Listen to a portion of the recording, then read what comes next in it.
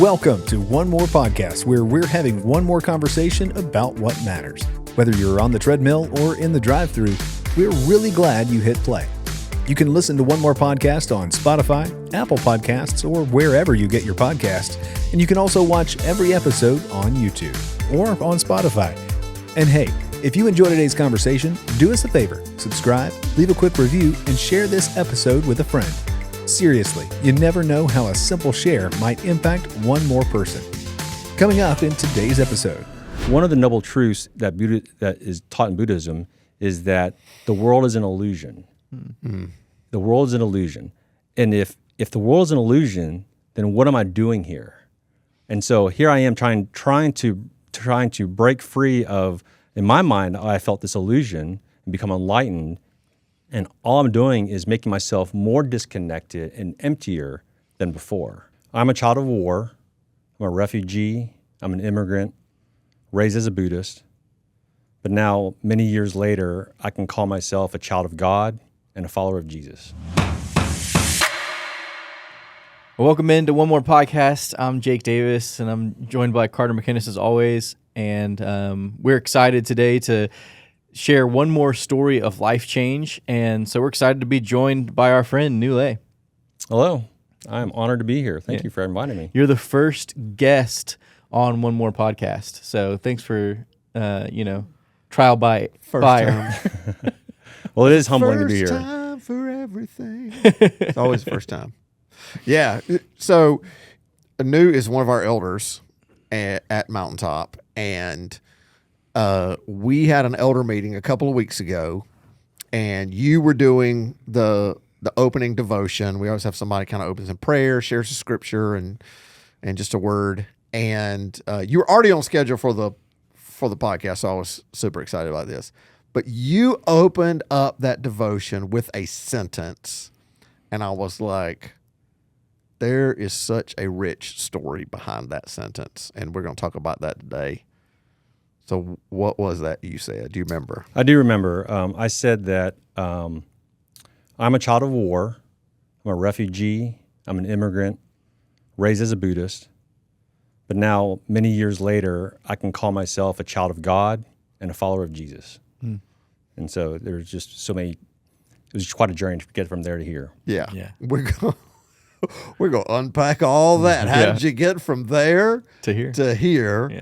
Not a common story in Birmingham, Alabama. And for anybody, and like most people in the church, I don't think. Yeah. So we would love to just hear that story from beginning to end, right? Start us off a child of war and take us all the way to now a child of God. Yeah, that's a big task. I was born in a country that no longer exists. I was actually born in Saigon, a city that no longer exists, in a country called South Vietnam. Mm. Okay. At the time that I was born, there was a civil war going on, and so now North and South Vietnam are combined to one country. Yeah. By the time of my birth, I was born in a city that no longer is not called that, in a country that's no longer called that. Mm. Yeah. And so we, at the conclusion of the war, my family was able to escape as refugees from South Vietnam before the communists came and overtook the country. And so we had made our way from Vietnam to a refugee camp and then eventually to America. Okay, so your family, I know you've got a brother. That's right. I have a younger brother who's 13 months younger than me. Okay, so it's you two and your parents. My parents, that's correct. Yeah. Where was that camp at? So that refugee camp was an Army base out in the South Pacific. Okay. And so we were there for a bit of time before we can be allowed access and granted access to immigrate to the United States. And how old were you then?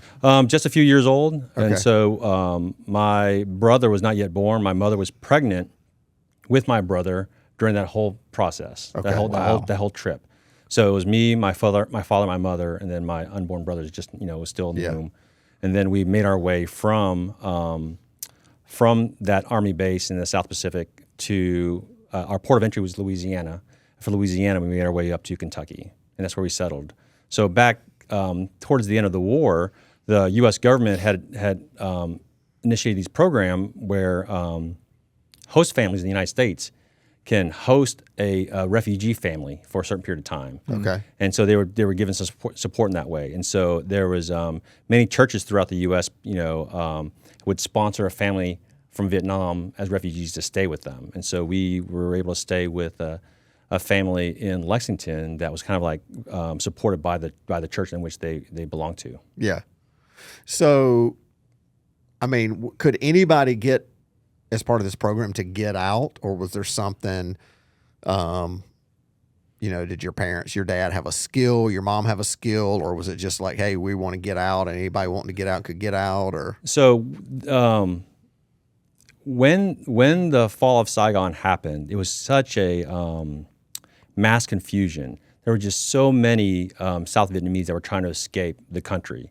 And so the U.S. military and the Department of Defense was doing all it could to try to help as many of those individuals escape. okay, And so my father, our family was very, very lucky because my father knew multiple languages. And so during the war, he served, prior to him serving with the DOD, he actually was a medic with the South Vietnamese Army. okay, He was injured in battle, and so then he was discharged and then started working for the DOD as an interpreter because he spoke Vietnamese, French, and English. Okay. And so as an interpreter, he was able to, as a U.S. Employee, he was able to get kind of like a front of the line access to get out of the country as well as get placement in the U.S. yeah.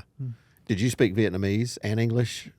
Growing up, I did, but as I grew into, by the time I got to middle school and high school, I wanted to be American so badly that I chose not to speak Vietnamese. Yeah. I wanted to be white. I wanted to be American. I wanted to have round eyes. I wanted to fit in as much as I could. Yeah, And that led me to kind of like disowning my background, my heritage, my culture, so that I could be fit in as much as I could. Because, growing up as a yellow kid in the Midwest, I was very, very different from a lot of my peers. yeah, Yeah, let's unpack that a little bit. Like, just talk about, the culture shock that you and your family must have went through moving from Saigon in South Vietnam to the middle of Kentucky. Right.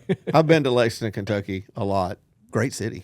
Oh, I love it. I've never been to Saigon, but I can imagine that those two things are not very similar. Yeah, when I've been to Lexington, I haven't thought this is probably just like Saigon.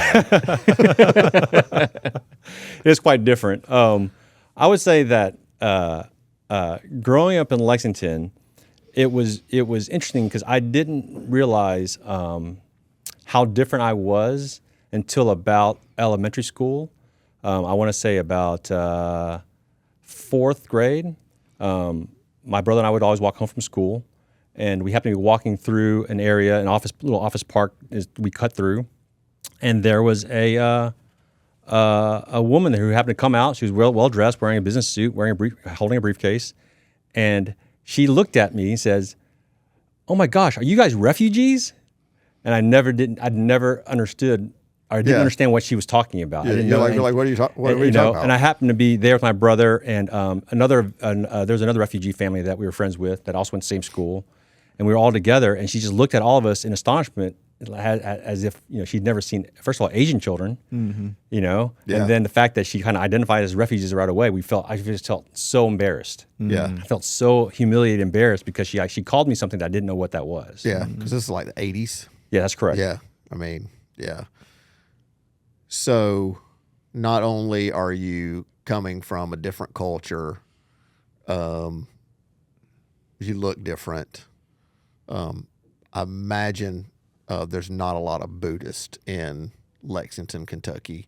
And so, tell us first, like, give us your background of your family, of like, were you practicing Buddhist? And then, like, how that came to play, and especially with this host family that were Christians. That's correct. Yeah. So we stayed with that host family for about a year and a half, and they helped my father kind of navigate living in America, meaning like how to navigate public transportation systems, how to navigate shopping, and where to go for all your necessities.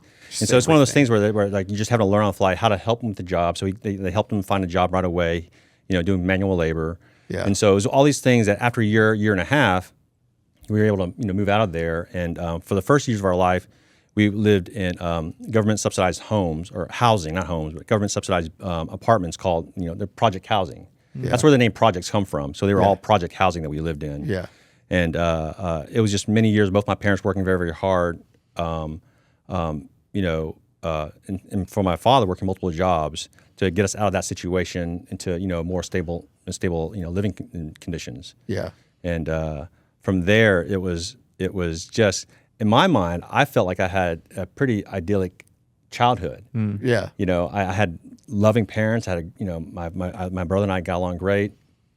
Went to school, and it was only as I got older, I understand that with how different we were. Yeah. Now, when it comes to faith, in Lexington, there was a core of, I want to say, about 8 or 9 Vietnamese families. They were all in the same situation, all refugees as well. And so when it came to practicing their faith, it was just always done in the home. Yeah. Right. There was no church. There was no temple nearby. Gotcha. It wasn't until many, many years later that my parents started going to a temple that was in Cincinnati, which is about an hour and 15 minutes north of Lexington.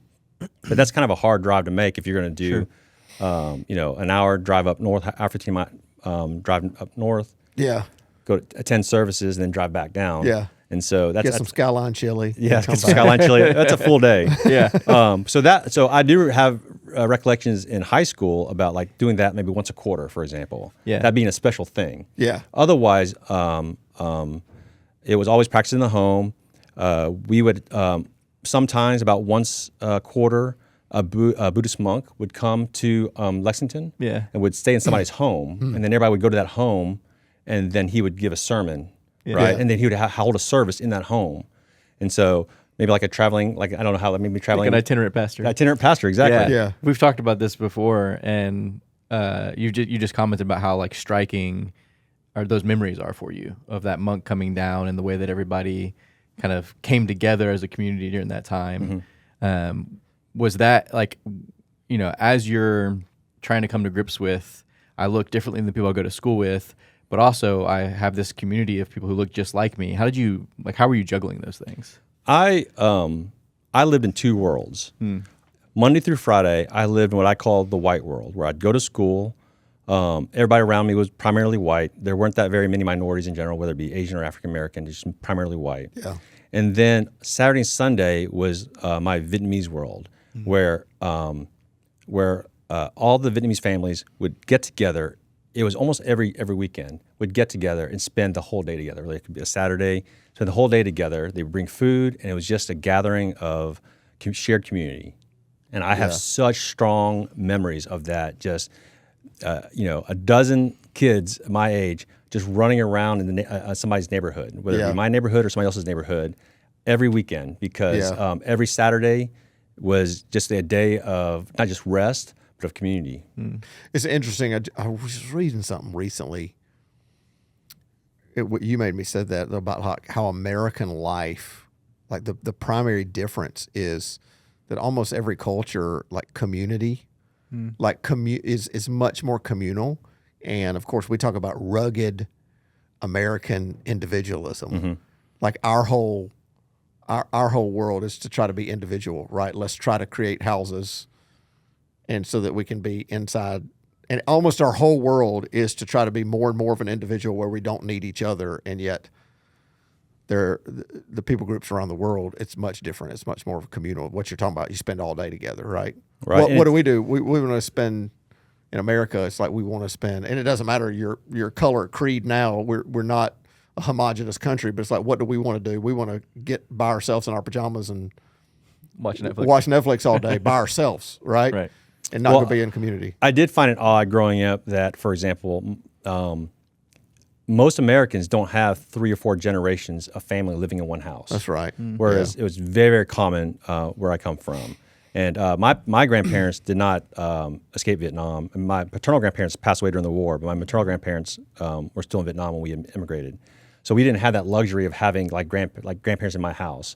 But there were plenty of others who had families like 3 or 4 generations in one household, and I always envied those families because I felt like our family of 4 was so small. Yeah. I was like, oh, it's so small. Like we're compared to friends who might have 10 or 12 people in their house. Yeah. Sure. Yeah. So, okay, we got a lot of people listening who hear the term Buddhist and all they know is like, oh, that's another religion. I mean, tell us what Buddhists believed and how they practiced, and maybe how and what you believed, like your concept of God and just kind of your basic beliefs.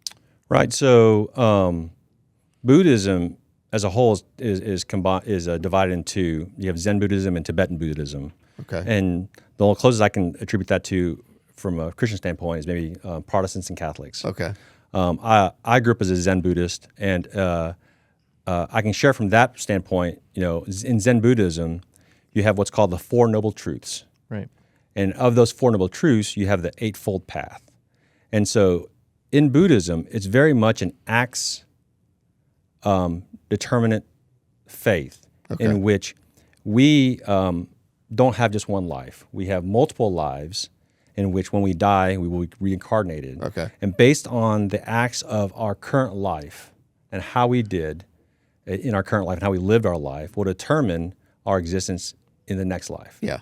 And so our goal is to break that cycle and to reach nirvana, Right. which is the equivalent of heaven. And so How do you break the cycle? that's just it. It could be an internal task. To break that cycle could be an internal task. You're just trying to be better and better. You're just being gooder better and better and gooder and gooder until Yeah. you reach a point of enlightenment in which you understand that you have broken that cycle. And so that is an enormous concept once you really dive it down and understand like the journey ahead of you. That you will never. It's most likely you will never reach nirvana. You will never reach your version of heaven. Yeah. Because all you have to look forward to is just a slightly better life, or maybe a slightly worse life than what you're currently living. Yeah. It all depends on how you performed in the one that you've been given. That's correct. Very performative. So, I mean, what was your concept of, if one of your little Christian buddies, your white Christian buddies in 5th grade, 6th grade, asked you, what do you think about God? Who is God? What would you have answered? I said there is no God. Okay. There is no God, and so for me, it's like there's only me and my struggle, right, in this life to better myself in the next life. Is that would that have been a common answer for a Buddhist? So it's really interesting because in when I talk to family and I talk to others who follow the Buddhist faith, there's so much mysticism that's also involved with it because there is like the praying to our ancestors.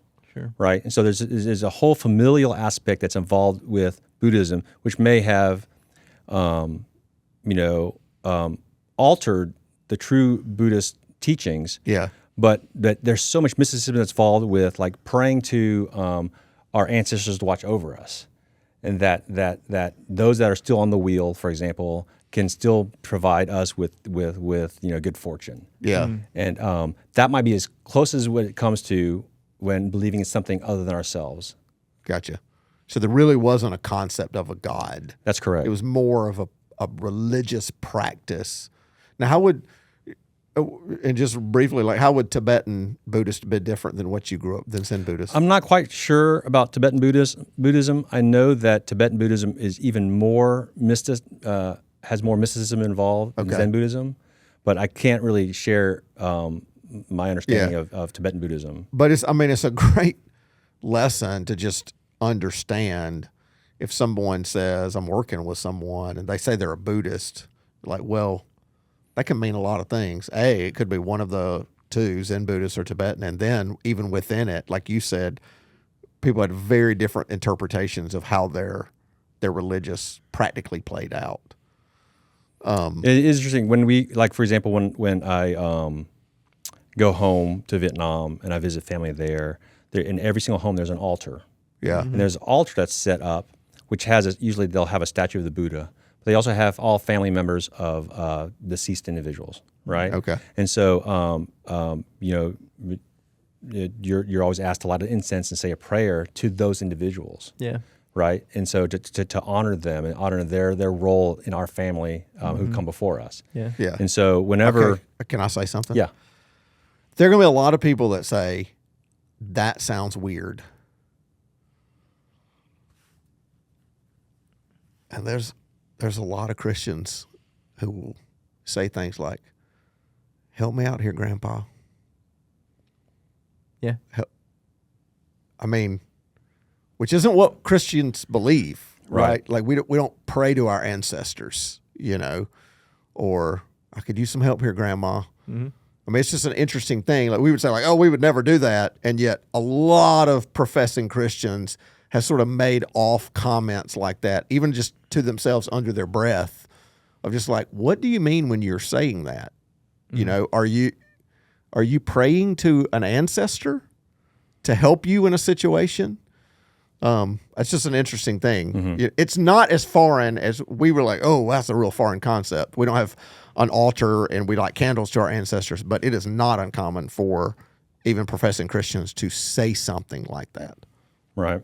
I mean, there's, in the Catholic faith, though, there is a lot about praying to saints. And lighting candles to saints. So there are some similarities, I think, between multiple religions about the afterlife and family members praying for and praying to family members, and I think it's all just people trying to make sense of what is this life that we've been given, that we're currently embodying, and what happens when it ends, because we all know it ends, right? Yeah. And so this concept of life and death and the world, how did it all get here, right? Humanity's been trying to answer those questions since the beginning of time, and depending on where you grew up in the world, you have a different set of beliefs about how all that came to be. Yeah. So as you grew up and begin to try to assimilate, I guess, and figure out what it meant to be new, where did your faith journey start to develop and change, and how did you come in contact with Christianity? Can I ask you one question before you go there? You said there's a statue of Buddha, and I think there's a lot of people want to know, like, who's Buddha? What's that about? Is Buddha God?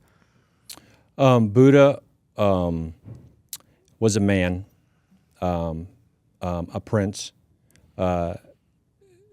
He has been deified, I believe, by followers. But historically, he was a man who just preached this philosophy about what the world represents and what is our place in this world. Yeah. And from there, how we break this cycle.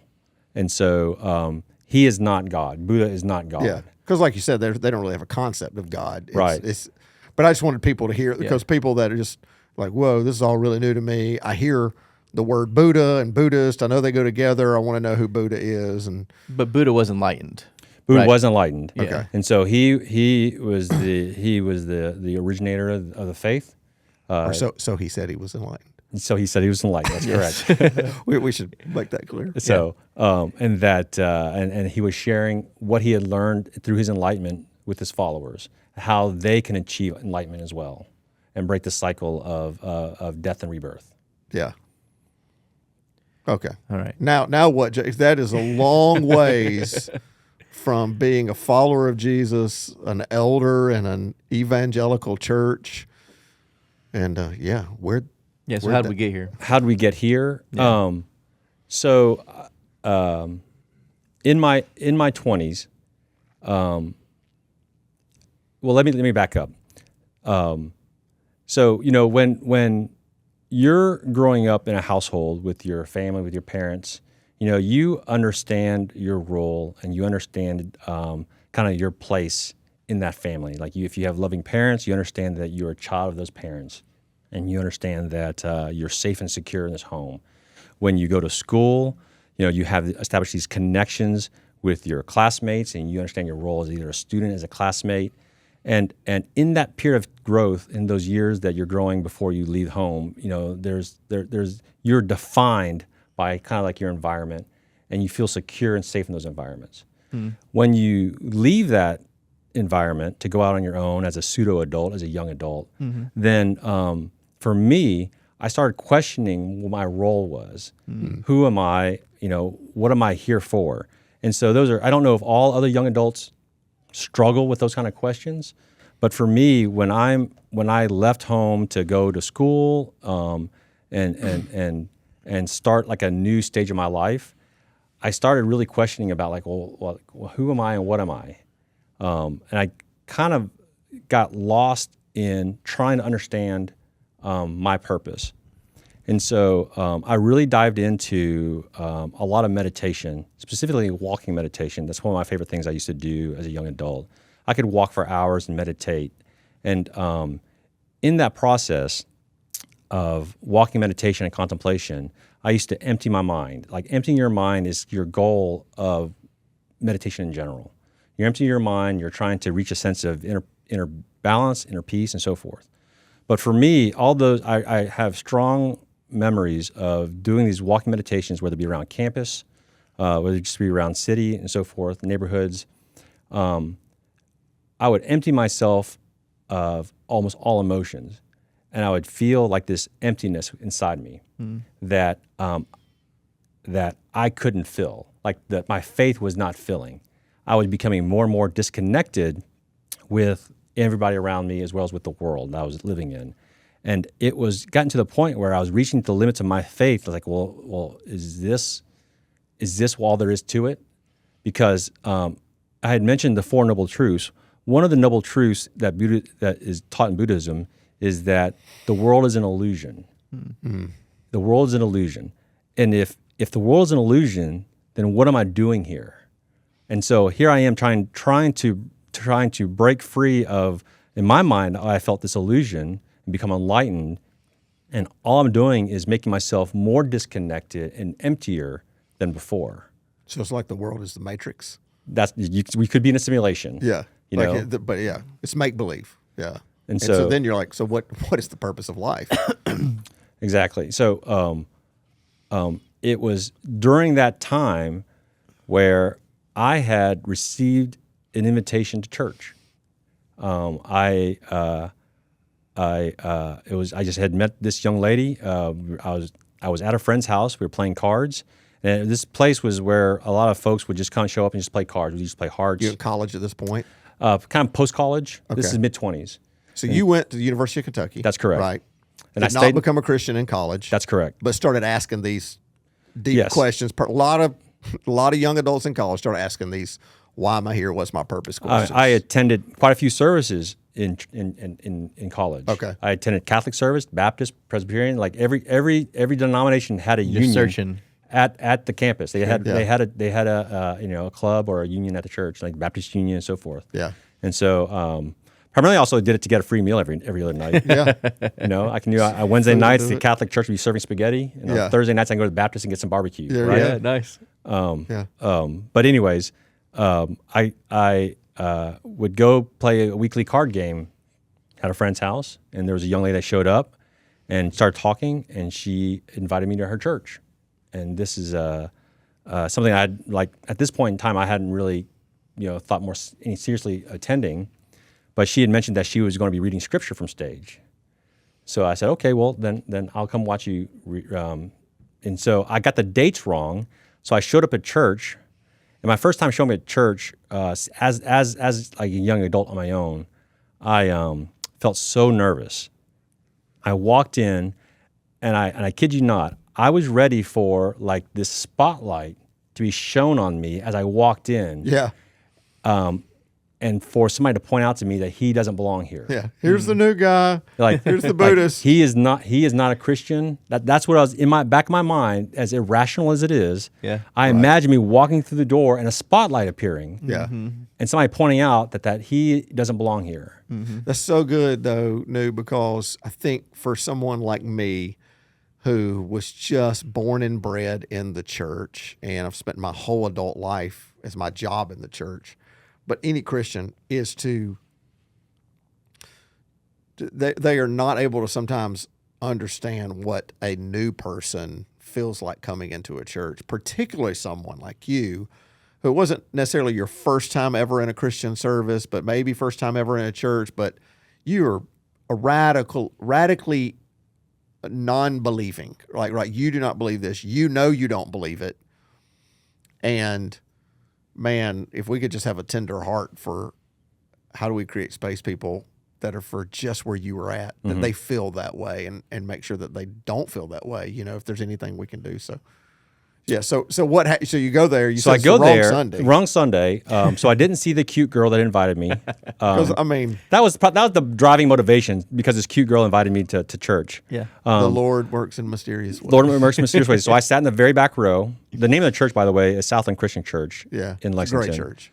And I sat in the back row, and at the time I didn't realize it, but they had a guest pastor speak, and it was a young man. He's a young man, and he started speaking, and his sermon, I felt, spoke directly to me. It was one of those sermons that was like, wow, what an amazing message that he spoke directly to me. I thought that he was speaking to me. I thought he looked at me. Yeah. I thought he made eye contact with me, and here I am. I thought he wrote this message for me. Yeah, And so I left there just having deep in thought about what he preached. yeah, And I was excited about hearing him preach the next Sunday.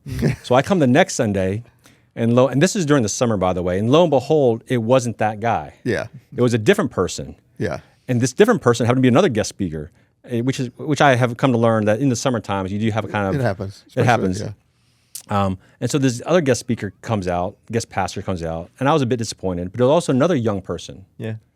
And he started speaking, and I thought, well, it's not going to be as good as the first guy. Yeah. So this second person started speaking, and I was blown away because I got to listen to another sermon that was directed right towards me. We have a word for that. It's called the Holy Spirit. Holy Spirit.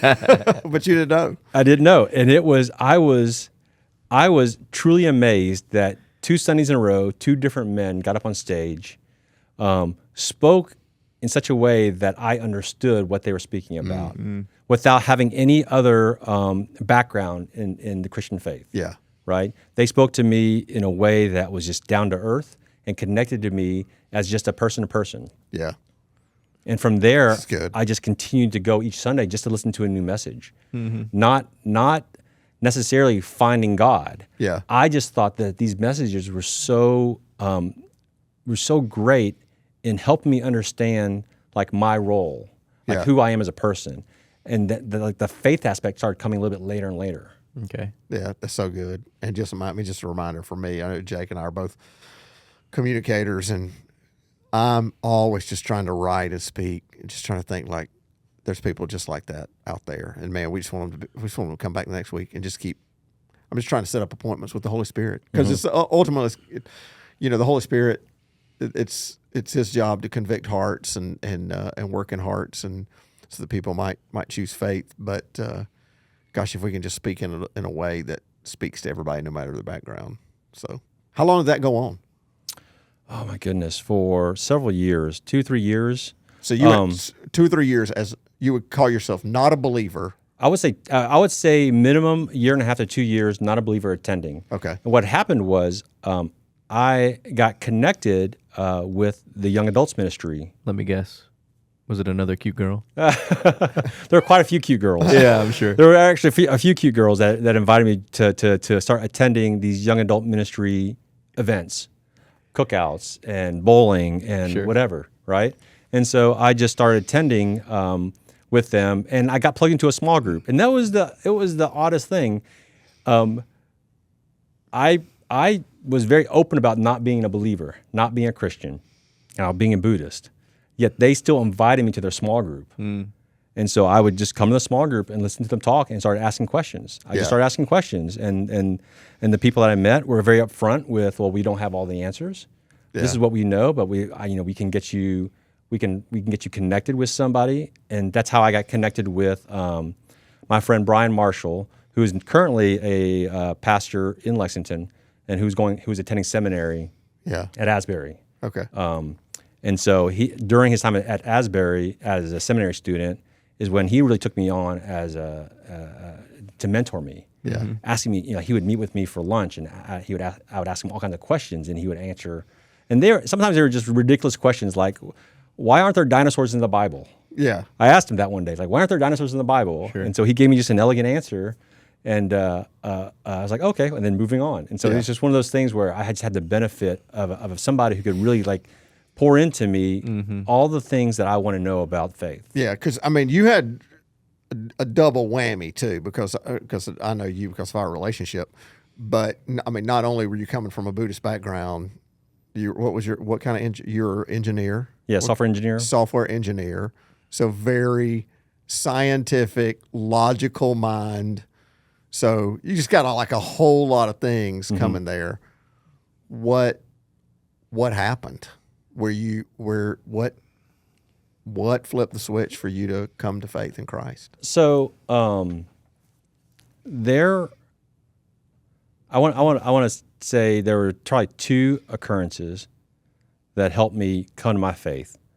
I was really getting connected with this great group of friends through young adults ministry, and as a young adult, just finding a belonging, finding community of other believers is so important, especially when you're floundering, trying to understand what your role is. Yeah. And so there was no judgment at all. And so it was just wonderful to meet these people who kind of same stage of life as I was in, like young adult, trying to navigate adulthood and that cusp of, when do I become a real adult? When do I get my own insurance? Things like that.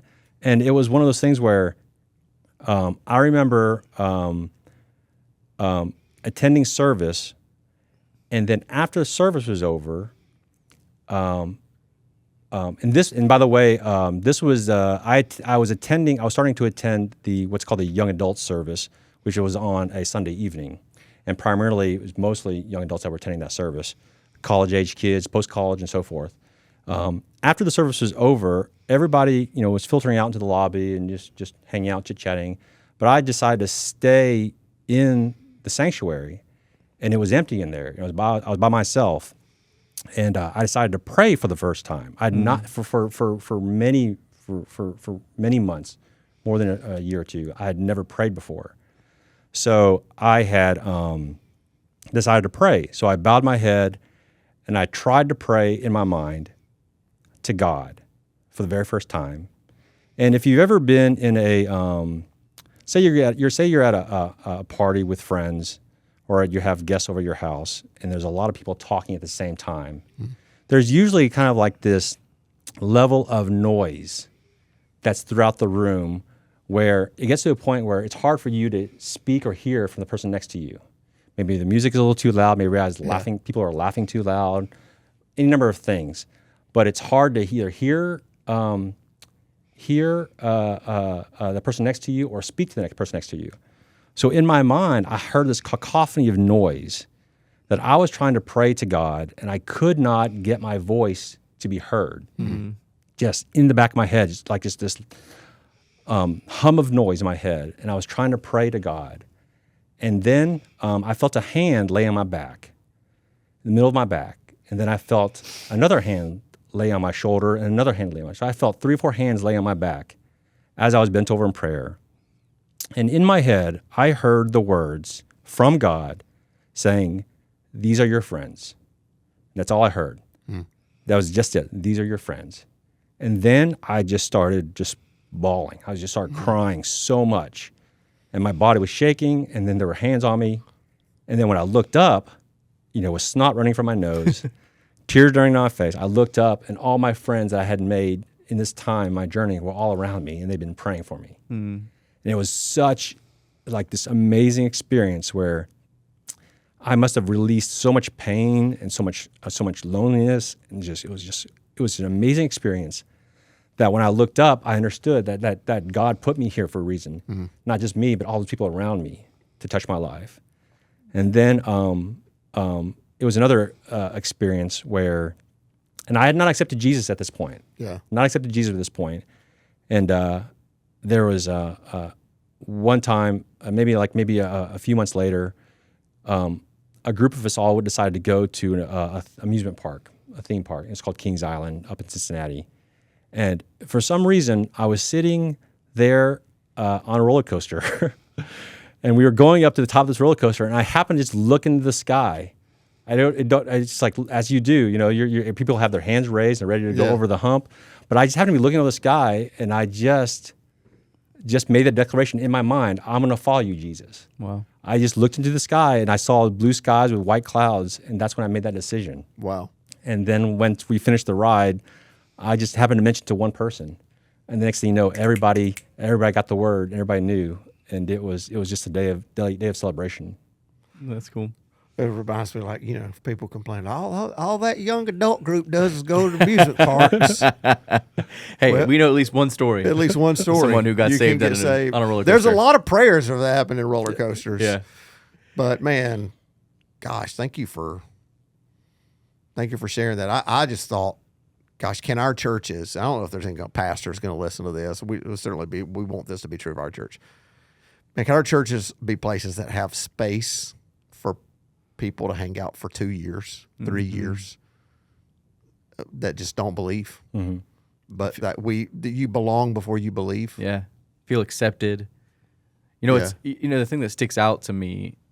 I've heard, this is not obviously this is not the first time you shared your story with me, but so I've heard your story before, and I've never recognized some of the symmetry in it of how the first time you walked in at Southland, you had this feeling of, I'm afraid to go because there's going to be the spotlight that's on me.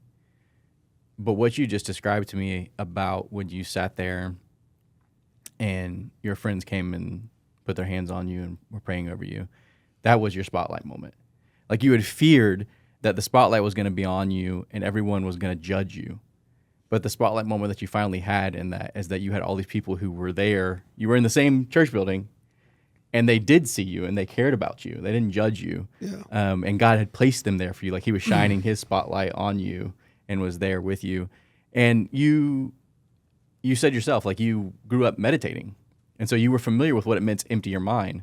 But for whatever reason, that moment, you couldn't empty your mind. Mm-hmm. There was this cacophony trying to keep you from hearing the truth. And that God cut through even that to meet you there. I mean, that's amazing. And like Carter said, if we could just create that kind of space where people could discover, right? And that it doesn't have to happen overnight, right? That people have to work at their own pace. And just we're creating space for God to meet people in those moments. Yeah.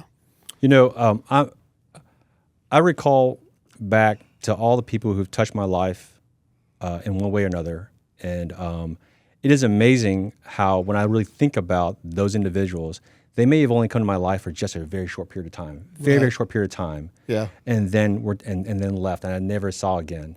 And I wish I could go back and thank those people, because in some small way they touched my life and they shared the word. And it wasn't their responsibility to convert me.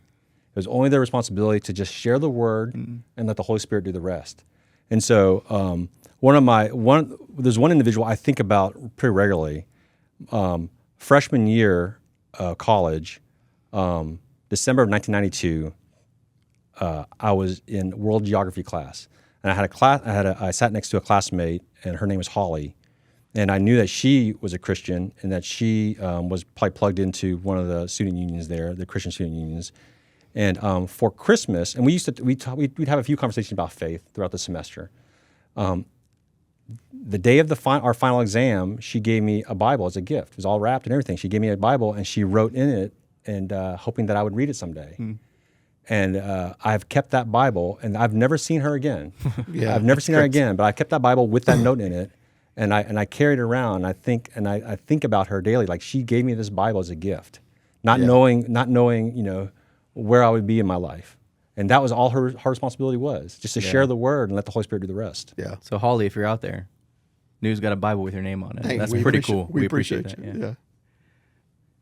Well, thank you for sharing that, New. And I just now realized this, that you have a small group at Mountaintop for young adults who are in grad school. That's correct, I do. I think maybe there's a reason for that. Yeah.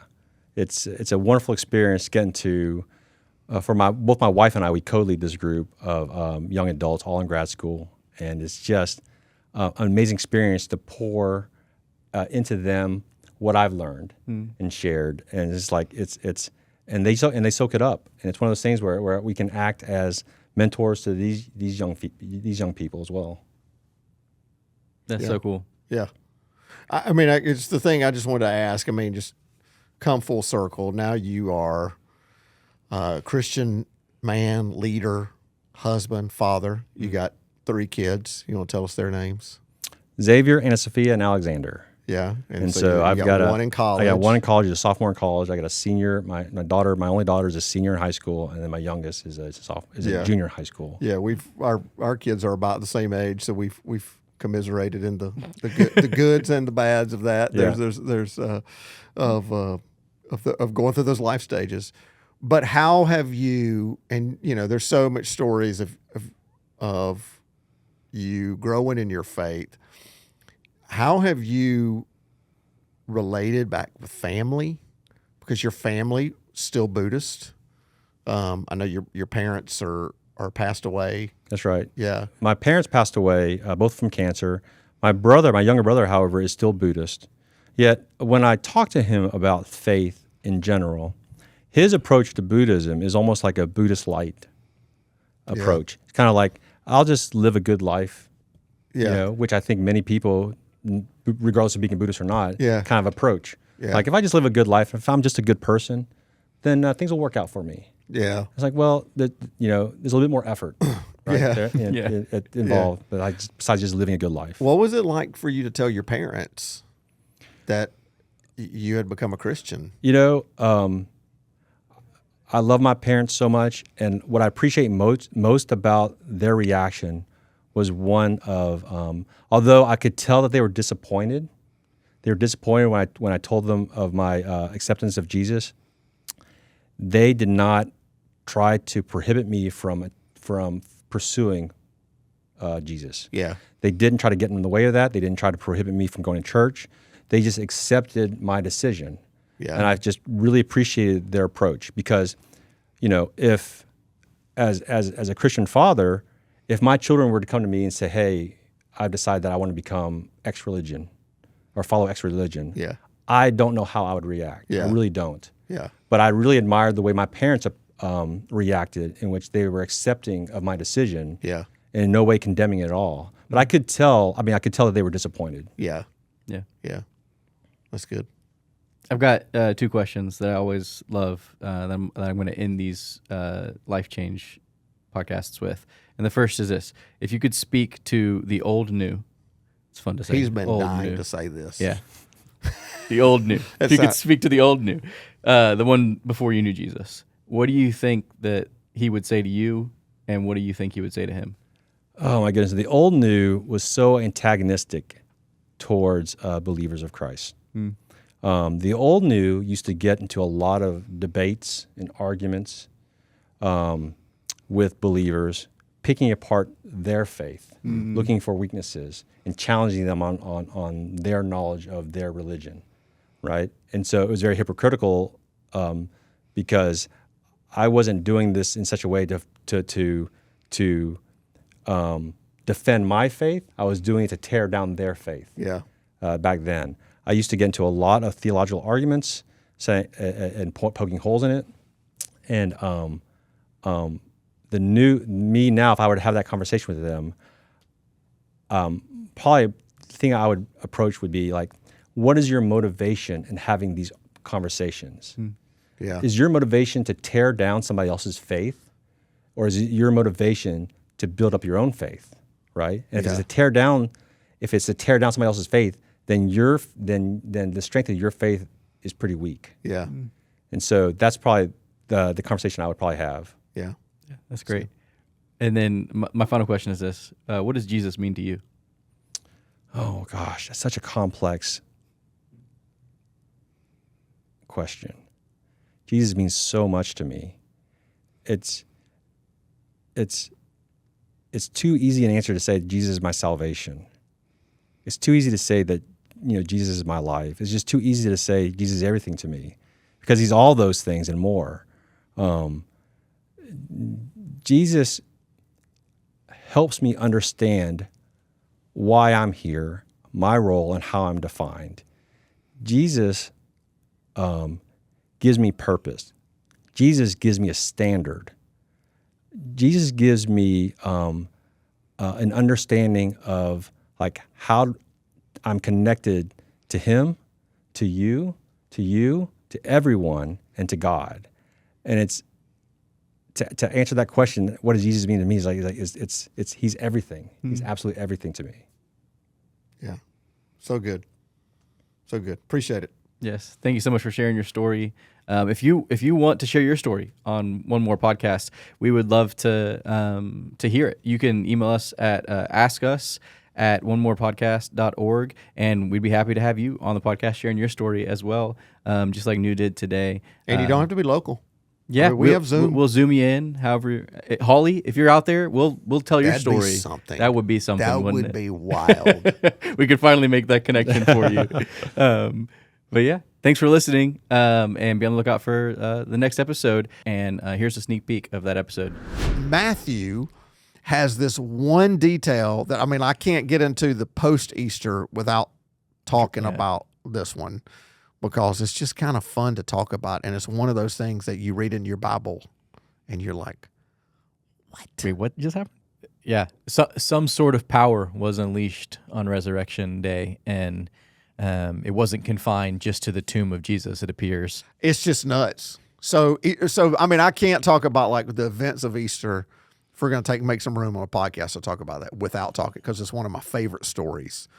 I don't think I could preach a whole sermon on it, because I have no idea what it means, other than when you are dealing with Jesus, you are dealing with a kind of power that we can't wrap our heads around. That's it for today's episode of One More Podcast. Thanks for hanging out with us. If this conversation encouraged you, challenged you, or made you think, do us a favor. Subscribe, leave a quick review, and share this episode with a friend. Seriously, sharing it helps more people find the kind of conversations we all need. And hey, if you've got questions you want us to tackle in a future episode, send them to askus@onemorepodcast.org. We'll see you next time for one more conversation about what matters.